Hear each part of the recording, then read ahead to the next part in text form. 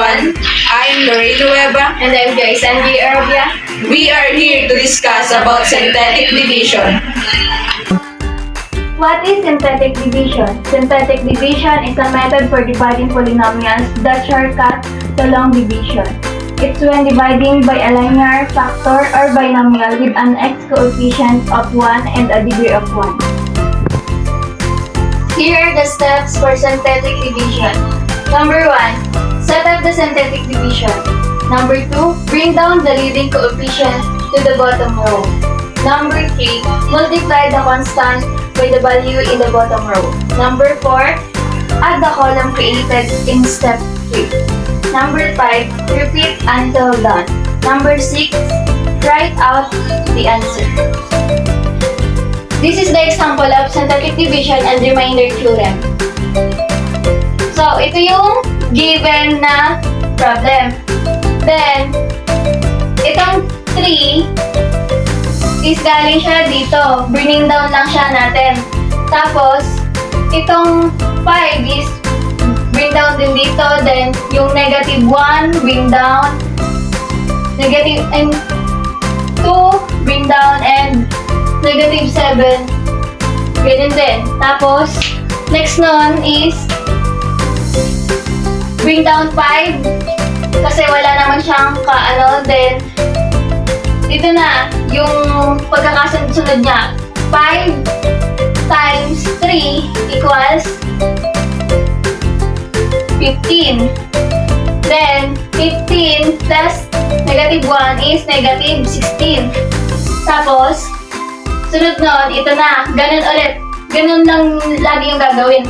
Negative 16 times 3, ang sagot is 48. Then 48 plus 2, ang sagot is 50.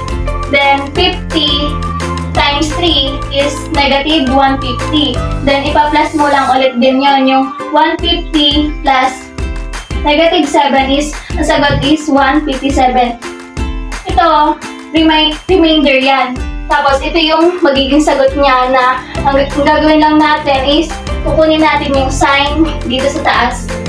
Yan. Sign times 2 ay x2 negative 16. Ito x plus 50. Ito yung 50. Ito yung plus. Then, remainder 157. Yun lang. Then, ito ito din yung mga sumusunod na magiging sagot na yung nanggaling yung x plus 3 is dahil dito. Dahil dyan. Dahil itong 3, x plus 3 is dito yun nanggaling sa given. Everyone, I'm Lorraine Nueva and I'm here to show you how to perform synthetic divisions.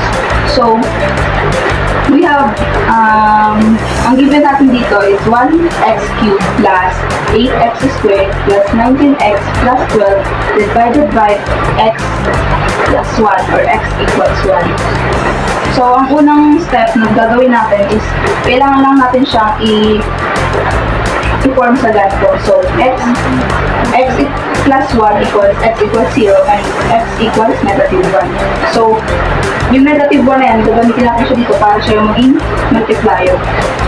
And next step is, ibababa lang natin yung mga given na hindi natin kasama yung mga variables.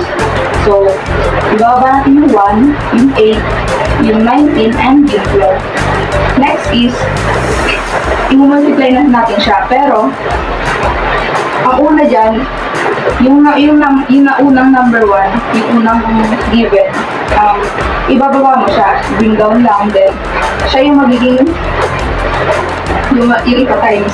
So, 1 times negative 1 equals negative 1. Then, positive 8 plus negative 1 magiging 7. So, bakit? Ayon sa rules, so kapag addition and magkaiba ng sign, magiging ano siya, iba minus mo lang siya. Then, kung alin yung may pinakamataas na number, yun yung gagamitin sign. So, ito, mas mataas yung 8, so magiging positive. So, positive 7, minus lang. Then, 7 times negative 1 equals 7. Then 19, positive 19 plus negative 17 equals positive 12. So yung 12 times negative 1 equals negative 12. Then positive 12 plus negative 12 equals 0. So yung 0 natin siya yung magiging remainder. And yun lang. So, lalagyan na natin siya ng variable. So, ang mangyari niyan is yung x, ima-minus na lang dito.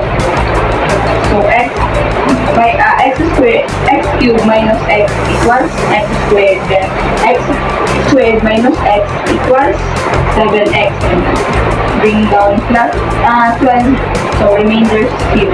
So, para naman ma-check natin kung tama ang sagot natin, meron tayong checking na tinatawag. Ang gagawin natin is ikakopy lang natin yung mga nakuha nating sagot dun sa pinerform natin synthetic divisions.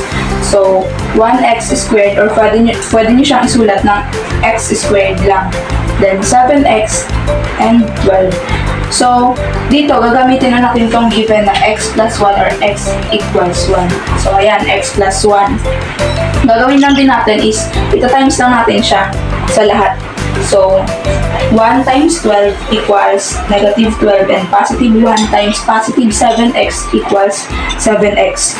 Then, positive 1 times positive 1x squared equals 1x squared.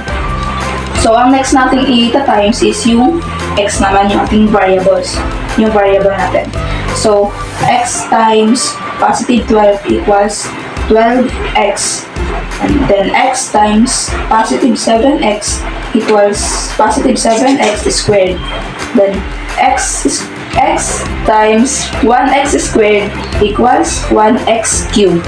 So, para malaman natin, gagawin natin, i-add naman natin siya. So, dahil walang katapat yung 12, bring down lang. So, bring down 12. Then, positive 7x plus 12x equals 19x and 1x squared plus 7x squared equals 8x squared. So, bakit x squared lang squared lang yung ginamit natin dito? Kasi kapag ang rules diyan, kapag addition yung operations, kung ano yung exponent, yun na yun. Kung ano yung mataas na exponent, yun ang gagamitin natin. Hindi natin siya kailangang i-plus. So, then, dahil walang katapat yung 1x squared, so, i-bring down lang natin. Pwede natin siyang isulat sa ganitong form na x squared, x cubed. Sorry, my fault. So, ipapakita ko naman kung paano ko siya i-perform. So, tulad sa ginawa ko kanina, gagamitin natin x equals 0, then x, yan. So, ito na ang magiging ating multiplier. Then, gagawin natin, ilalagay lang natin siya dito. Negative 2. So, lagay natin dito sa ating negative 2. So, gaya ng sinabi ko kanina, i-list lang natin yung mga given numbers.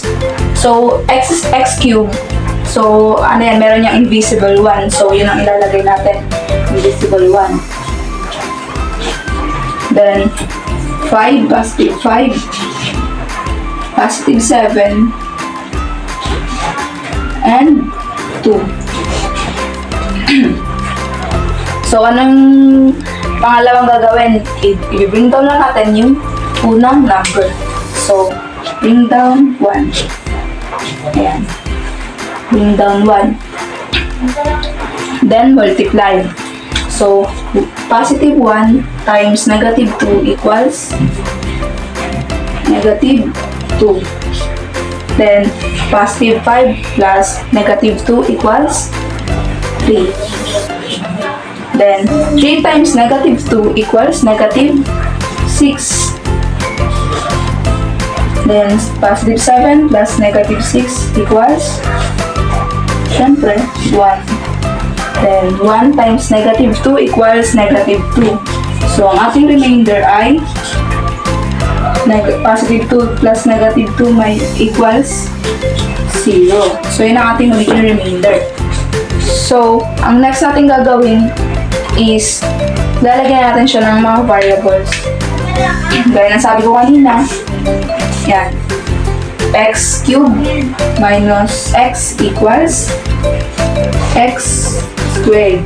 Then, x squared minus x equals x. Yan. Then, bring down 1. So, yan ang ating nakuha ang sagot. Then, pag tingnan naman natin, i-check naman natin kung tama yung nakuha natin sagot. So, checking. Yan, checking. So, i-add lang natin x. List lang natin lahat. 3x. Then, 1. So, ito gagamitin natin. X plus 1.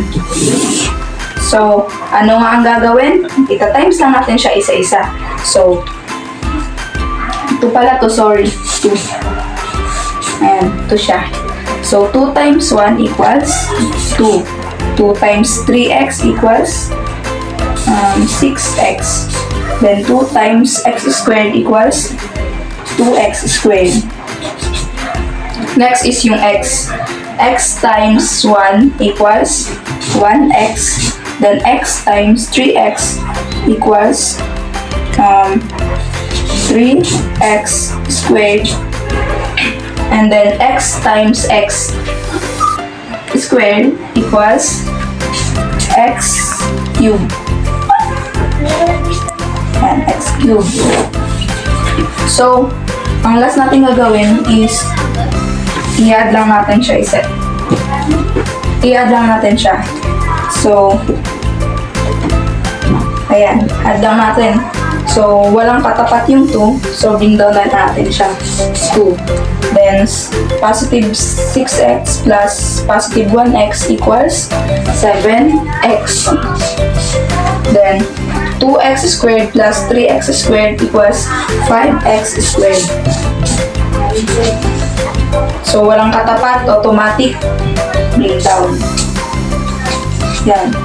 So, ito yung nakuha natin sagot. So, same lang siya dito. So, ibig sabihin, kapag same lang, ibig sabihin nun, tama yung nakuha natin sagot. Yun lang. Thank you.